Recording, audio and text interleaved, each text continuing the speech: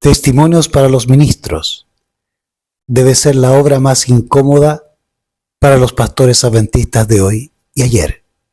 Es por eso que este libro ha sido oculto a la mayoría de los hermanos adventistas. Pero hoy te lo traemos para que tú juzgues por ti mismo la historia de la iglesia y de lo que sucede hoy en medio del pueblo de Dios.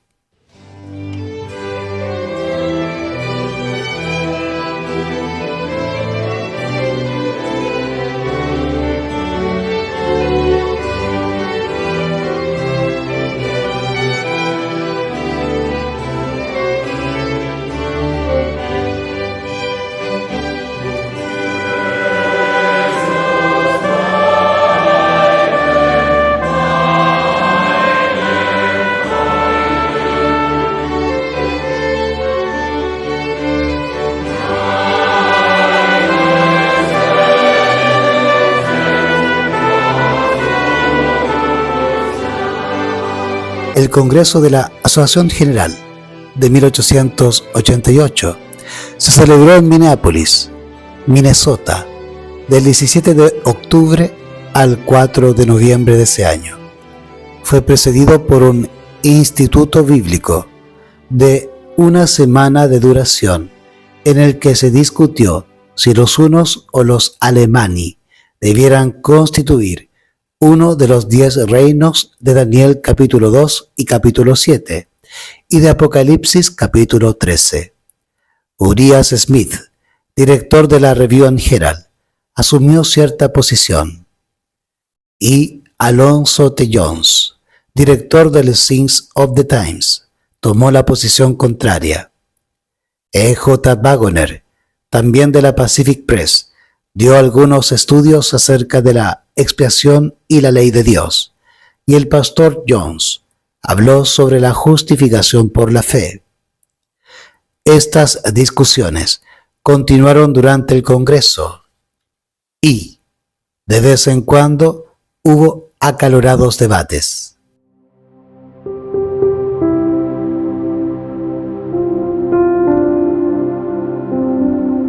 Algunos de los pastores habían llegado al Congreso para ventilar ciertos asuntos en lugar de estudiar la verdad.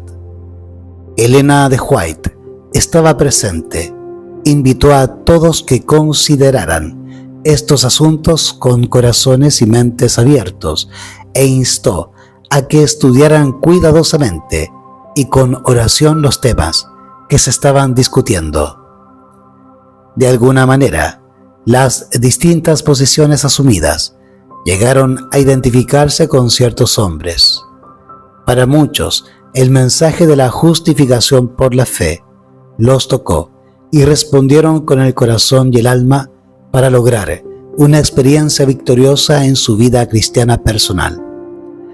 Otros se identificaron con ciertos dirigentes cautelosos y conservadores de Battle Creek, que vieron peligros en algunas de las enseñanzas presentadas por Jones y Waggoner. Cuando el Congreso terminó, esos hombres no habían recibido la bendición que Dios tenía preparada para ellos. En esa ocasión se eligió presidente de la Asociación General al pastor Ole Andrés Olsen, que se encontraba en Europa.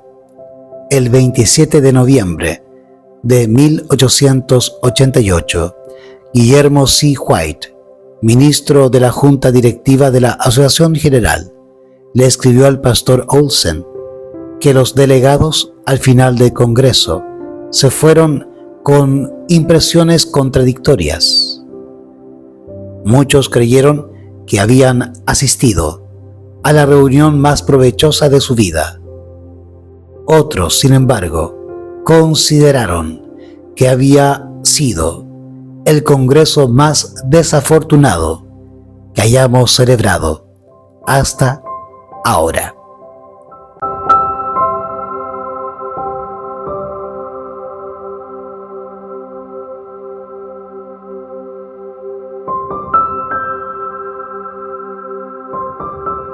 Diferentes actitudes hacia la justificación por la fe.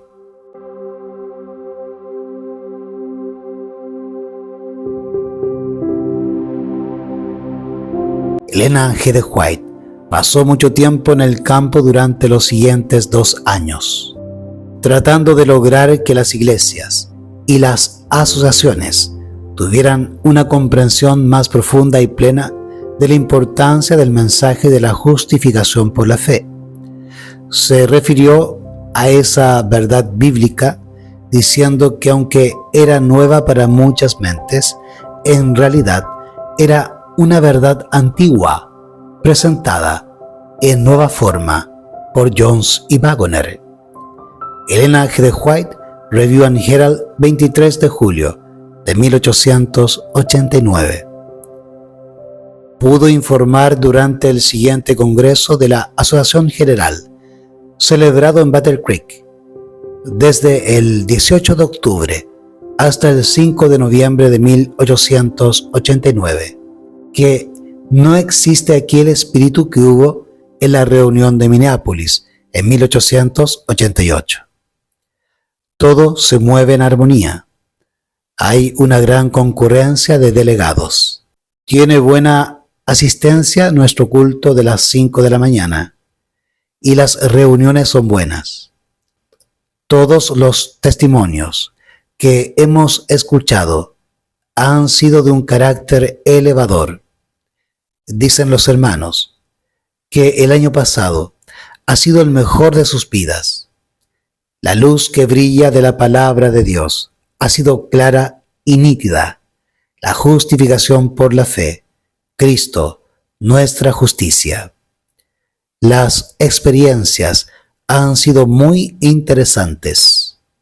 He asistido a todas las reuniones de la mañana con excepción de 2. A las 8, el hermano Jones habló acerca del tema de la justificación por la fe y se manifestó un gran interés.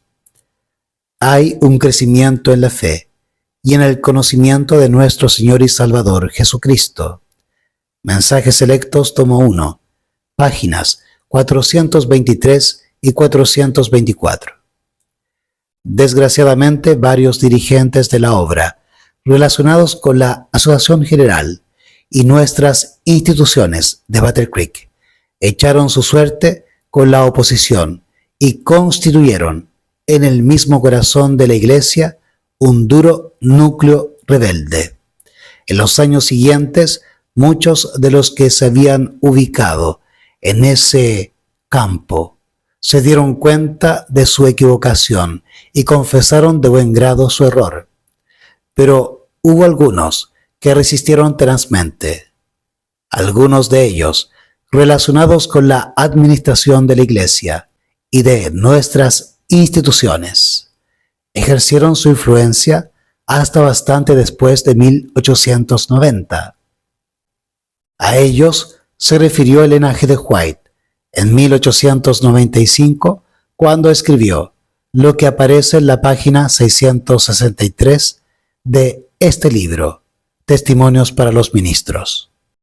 La justicia de Cristo por la fe ha sido ignorada por algunos porque es contraria a su espíritu y a toda la experiencia de su vida.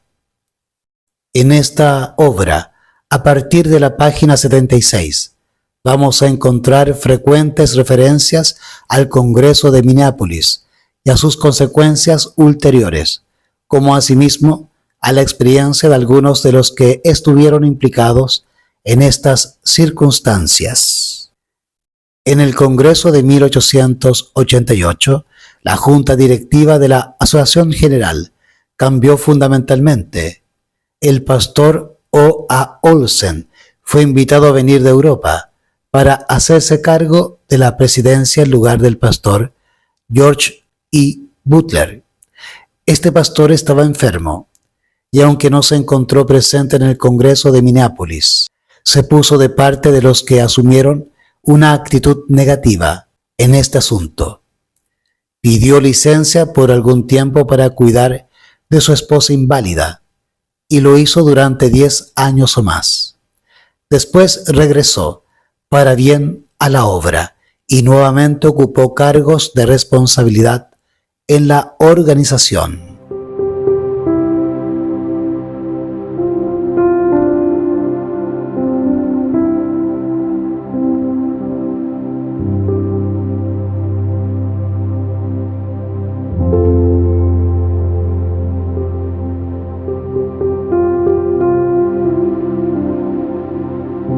Al pastor Olsen, que simpatizaba plenamente con el énfasis que se le estaba dando a la verdad relativa a la justificación por la fe, y que siempre había sido leal a los consejos del espíritu de profecía, le resultó difícil enfrentar algunos de los problemas que encontró en Battle Creek.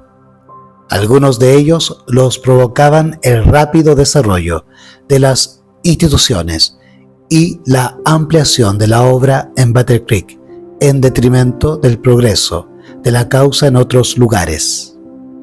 Esos problemas le resultaban especialmente complicados. La unificación y sus problemas.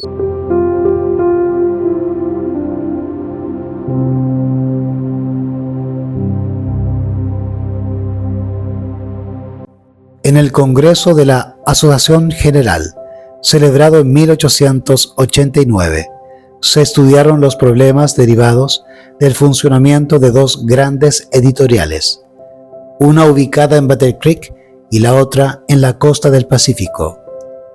Se nombró una comisión de 21 miembros para que estudiara la posibilidad de unificar los intereses editoriales de la organización. El voto establecía también que se constituyera una organización similar con el propósito de dirigir todas nuestras actividades educacionales y administrar nuestras propiedades, con el fin de ponerlas bajo una sola conducción general. Asimismo, otra organización para dirigir nuestras instituciones de salud. General Conference Bulletin, 6 de noviembre de 1889, página 149.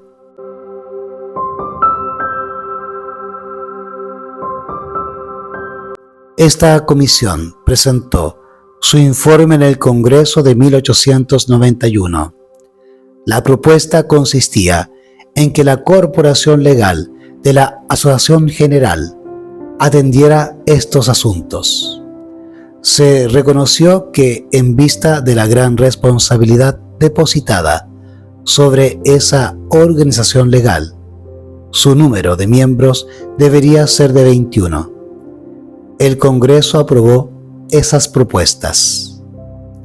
Los informes posteriores revelan que se dieron pasos para unificar las actividades de la Iglesia en todo el mundo, las mismas que habían sido confiadas a diversas comisiones, para ponerlas bajo la dirección de esa comisión de 21 miembros de la Corporación Legal de la Asociación General. Los principales miembros de la Junta Directiva de la Asociación General eran también los miembros principales de la Corporación Legal, pero debido a que muchos de sus miembros se hallaban generalmente diseminados por todo el mundo, la consideración de los asuntos corrientes quedaba mayormente en manos de unos pocos hombres que vivían en Battle Creek, algunos de los cuales estaban profundamente implicados con las actividades administrativas de las instituciones de esa ciudad. No todo lo que se contemplaba en el voto tomado para unificar la obra pudo cumplirse, pero se llevó a cabo lo suficiente como para iniciar un movimiento centralizador y para cargar a la corporación legal con las obligaciones financieras de las editoriales, las sociedades de publicaciones, las instituciones educacionales y los sanatorios de todo el mundo. Puesto que muy rara vez se podían celebrar sesiones plenarias de estas juntas, resultó inevitable que las decisiones corrientes relacionadas con los intereses de la causa en todo el mundo fueran tomadas por un puñado de hombres de Battle Creek, que en muchos casos no eran más de 4, 5 o 6. Mediante sus mensajes, Elena G. de White se opuso a esa tendencia a la centralización, como asimismo a otras que no contaban con la aprobación de Dios.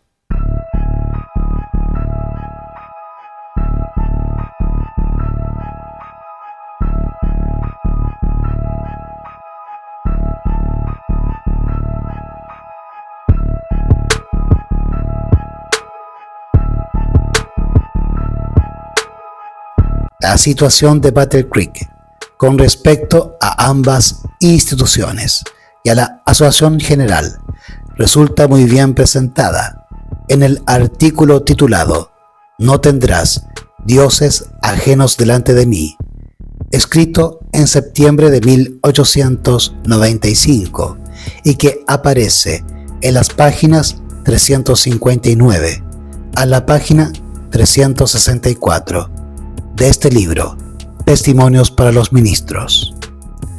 El lector haría bien en examinar cuidadosamente esas líneas, y eso es lo que vamos a hacer. El mensaje de Elena G. de White al pastor Olsen, presidente a la vez de la Asociación General y de la Corporación Legal, contiene muchos mensajes de reprensión para los que querían asumir la responsabilidad de tomar decisiones que afectaban tan profundamente la obra de la organización en todo el mundo. Mucha de la instrucción enviada al pastor Olsen se encuentra en Testimonios para los Ministros. Como ya lo hemos mencionado, él hizo imprimir esos mensajes para que esas instrucciones y amonestaciones también pudieran llegar a otras personas.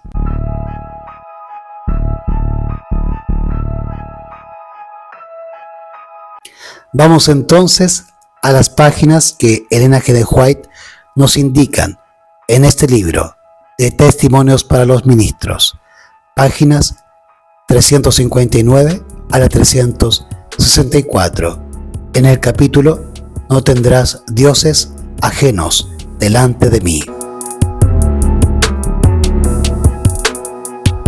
No encuentro descanso de espíritu. Una escena tras otra es presentada en símbolos delante de mí, y no hallo descanso hasta que comienzo a escribir el asunto. En el centro de la obra, las cosas están modeladas de tal suerte que toda otra institución sigue la misma conducta, y la Asociación General misma está corrompiéndose con equivocados sentimientos y principios. En la elaboración de planes se manifiestan los mismos principios que han gobernado las cosas en Battle Creek durante un buen tiempo. Se me ha mostrado que la nación judía no llegó repentinamente a su condición de pensamiento y conducta. De generación en generación estaban actuando sobre la base de teorías falsas, aplicando principios opuestos a la verdad y combinando con su religión pensamientos y planes que eran producto de mentes humanas. Se consideraba que los planes humanos eran supremos. El fuego sagrado representa los santos principios que Dios ha dado, pero se ha usado fuego común en lugar del sagrado. Se han introducido de una manera sutil planes contrarios a la verdad y a la justicia con el pretexto de que eso debía hacerse y había que hacerlo porque es para el avance de la causa de Dios. Pero son planes humanos que llevan a la opresión, a la injusticia y a la maldad. La causa de Dios está libre de toda mancha de injusticia. No pueden obtener ninguna ventaja despojando a los miembros de la familia de Dios de su individualidad o sus derechos. Dios aborrece todas esas modalidades. Él no inspira procedimientos como los que han aprobado vuestros concilios con respecto a la publicación de libros. El Señor no acepta tales manejos. La prosperidad no acompañará estas determinaciones.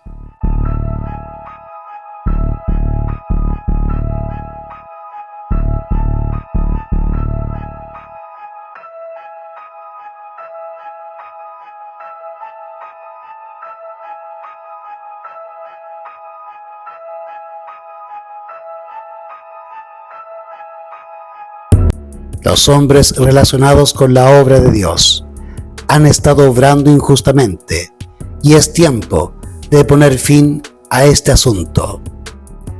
Traten los hombres con los hombres de acuerdo con los principios de los 10 mandamientos y no ignoren estos principios en las transacciones comerciales.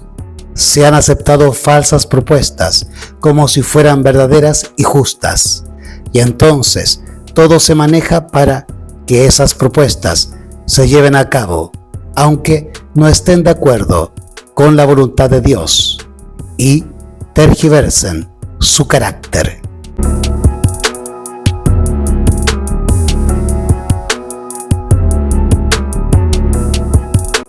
El Dios grande, santo y misericordioso nunca estará de acuerdo con procedimientos deshonestos.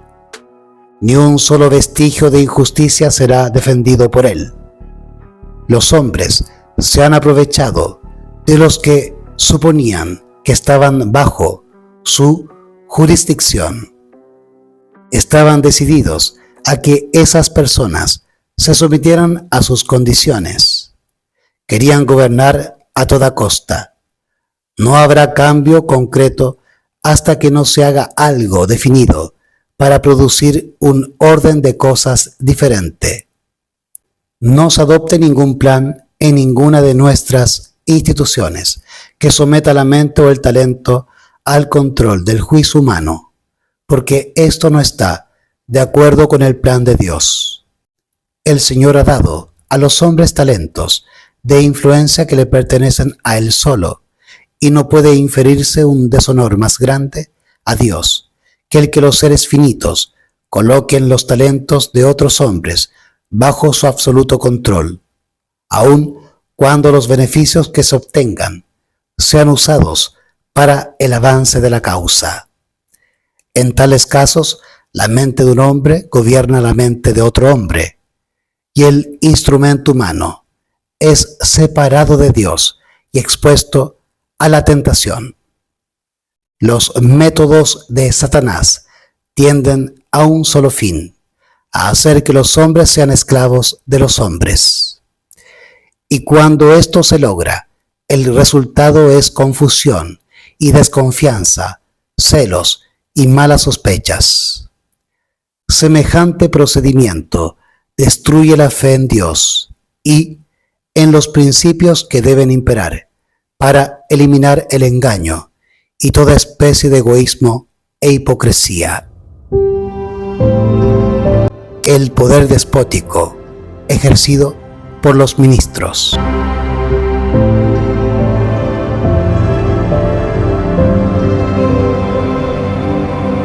El poder despótico que se ha desarrollado como si el cargo hubiera convertido a los hombres en dioses me hace temer y debe producir temor. Es una maldición donde quiera se lo ejerza y quien quiera lo ponga en práctica.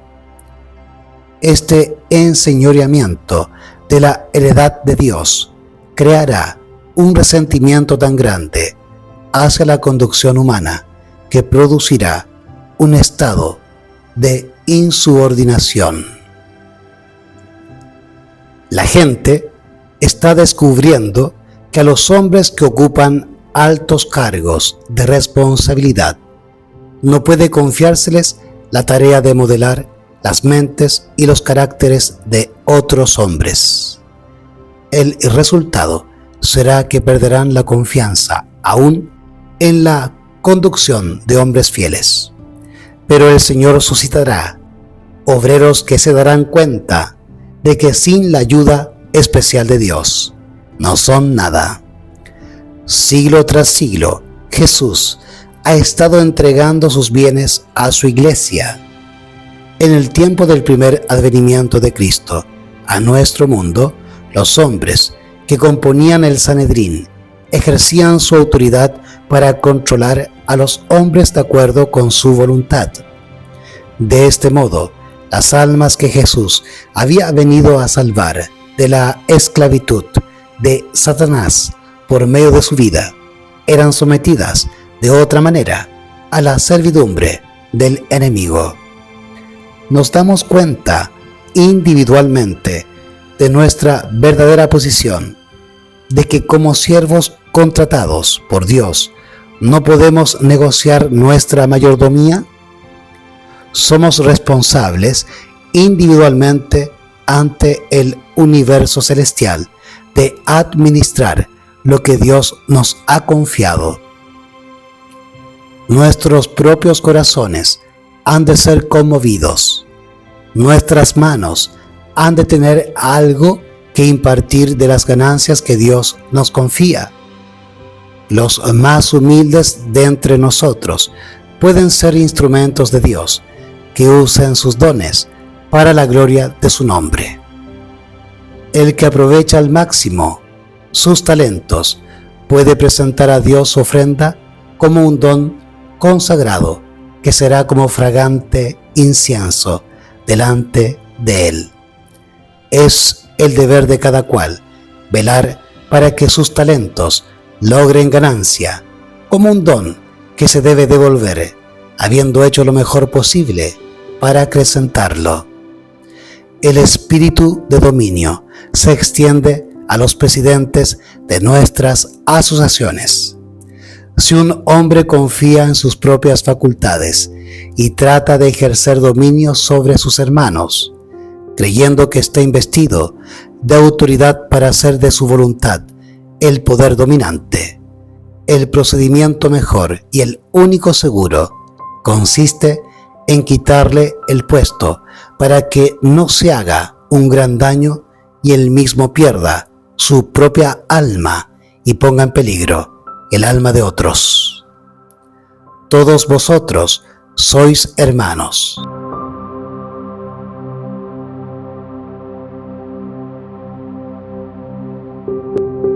Esta disposición a dominar sobre la heredad de Dios causará una reacción a menos que estos hombres cambien su conducta. Los que ocupan puestos de autoridad deben manifestar el Espíritu de Cristo. Deben tratar como Él lo haría con cada caso que requiera atención. Deben estar imbuidos del Espíritu Santo. El cargo no engrandece a un hombre ni en una jota o una tilde a la vista de Dios. Solo valora el carácter. La bondad, la misericordia y el amor de Dios fueron proclamados por Cristo a Moisés. Este era el carácter de Dios.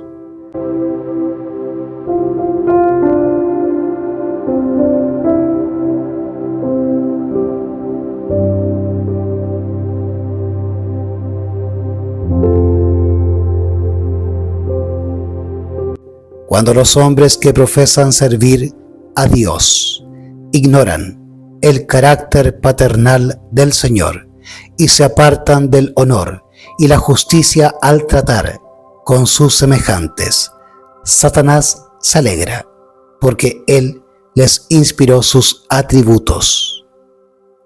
Están en las mismas huellas del romanismo.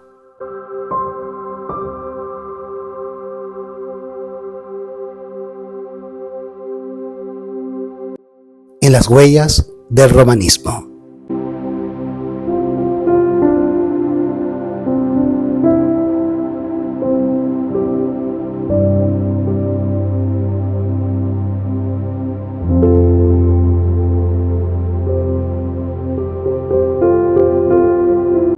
aquellos a quienes se pide que revelen los atributos del carácter del Padre, se salen de la plataforma bíblica y con su propio juicio humano inventan reglas y resoluciones para forzar la voluntad de otros. Los proyectos para forzar a los hombres a seguir las prescripciones de otros hombres están instituyendo un orden de cosas que pasa por alto la simpatía y la tierna compasión y ciega los ojos a la misericordia, la justicia y el amor de Dios. La influencia moral y la responsabilidad personal son pisoteadas. La justicia de Cristo por la fe ha sido ignorada por algunos porque es contraria a su espíritu y a toda la experiencia de su vida. Mandar, regir, ha sido su procedimiento. Satanás ha tenido la oportunidad de manifestarse. Cuando alguien que profesa ser representante de Cristo persiste en tratar duramente a los hombres colocándolos en lugares difíciles, quienes resultan así oprimidos, o bien quebrantarán toda cadena de opresión, o serán inducidos a considerar a Dios como un Señor duro. Albergan sentimientos duros contra Dios y el alma es enajenada de Él, tal como Satanás planeó que ocurriera. Esta dureza de corazón de parte de hombres que pretenden creer la verdad es achacada por Satanás a la influencia de la verdad misma, y así los hombres llegan a disgustarse con la verdad y se apartan de ella. Por esta razón, no debe tener un cargo de responsabilidad en nuestras instituciones ningún hombre que piense que no importa si él tiene un corazón de carne o un corazón de acero. Los hombres creen que están manifestando la justicia de Dios, pero no revelan su ternura y el gran amor con el cual nos ha amado. Su invención humana, que se origina en los artificios de Satanás, aparece suficientemente justa a los ojos cegados de los hombres porque es inherente a su naturaleza. Una mentira creída y practicada llega a ser verdad para ellos. Así se realiza el propósito que tienen los agentes satánicos, es a saber que los hombres lleguen a esas conclusiones por obra de los inventos de sus propias mentes. Pero, ¿cómo caen los hombres en tal error? Comenzando con falsas premisas y luego tratando de que todas las cosas prueben que el error es verdad. En algunos casos, los primeros principios tienen una porción de verdad entretejida con el error, pero eso no induce a ninguna acción justa, y esta es la razón por la cual los hombres son mal encaminados. A fin de reinar y convertirse en un poder, emplean métodos de Satanás para justificar sus propios principios. Se exaltan a sí mismos como hombres de juicio superior y se han presentado como representantes de Dios. Son falsos dioses. Testimonios para los ministros por Elena G. de White.